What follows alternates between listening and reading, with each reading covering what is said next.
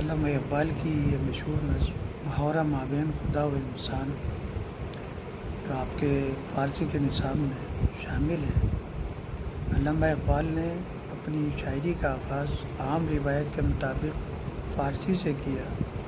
اقبال کو شہرت اور مقبولیت اردو شاعری سے ملی ہے، اس سے ہر ایک واقف ہے۔ اقبال نے فارسی شاعری میں بھی اپنے کمالات کے جوہر پیش کیے ہیں۔ ان کی شاعری کا بنیادی عنصر یعنی پیغام ہر جگہ جلوہ گر ہوتا ہے۔ اقبال کی فکر انقلابی حیثیت رکھتی ہے۔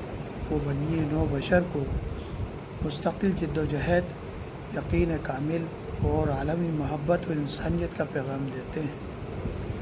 ان کی شاعری میں فلسفہ و حکمت اور انسانی عظمت کے تمام جوہر پوشیدہ ہیں۔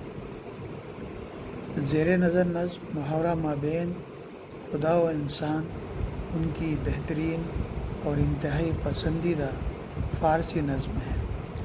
اس نظم میں انہوں نے خدا اور انسان کے درمیان گفتگو کو تیسرے کردار کے ساتھ پیش کیا ہے۔ اس نظم کے دو اجزاء ہیں۔ پہلے جزء میں خدا تعالیٰ انسان سے مخاطب ہو کر فرماتا ہے کہ میں نے اس دنیا کو ایک طرح کی مٹی اور پانی سے پیدا کیا تھا۔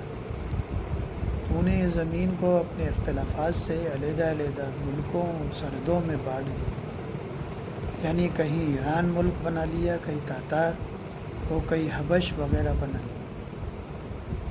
پھر آگے فرماتے ہیں کہ اے انسان، میں نے تجھے مٹی سے خالص فولاد پیدا کیا تھا۔ منحص خاک کے پولاد ناب آفریدم، تو شمشیر و تیر و تفنگ آفریدم۔ خالص فولاد اپنی تباہی اور بربادی کے اصلاحات انہیں اس سے پیدا کر لیے، اور تیر اور تلوار بنا لیے، کلاڑی بنا لی، بندوقیں بنا لیں، اور میرا پیدا کیے ہوئے خوبصورت پودوں اور باغ کے پیڑوں کو کاٹنے کے لیے چہکتے گاتے ہوئے خوبصورت پرندوں کو مقید کرنے کے لیے پنجرے بنا۔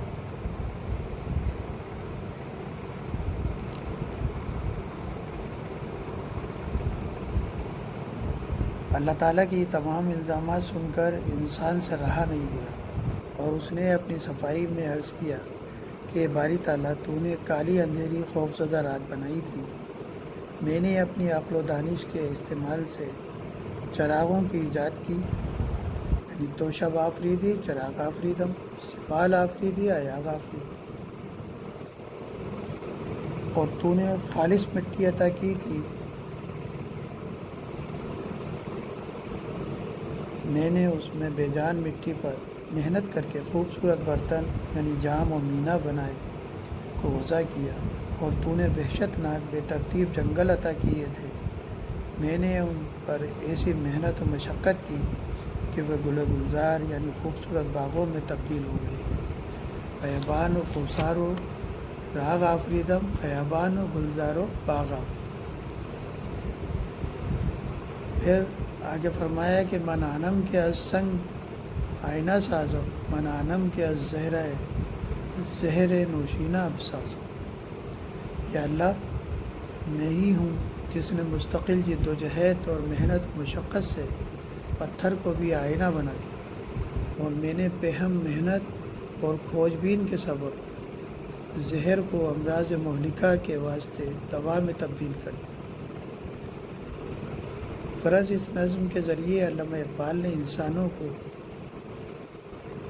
یہ پیغام دیا ہے کہ انسان کو اس دنیا میں اللہ تعالیٰ نے بیکار پیدا نہیں کیا،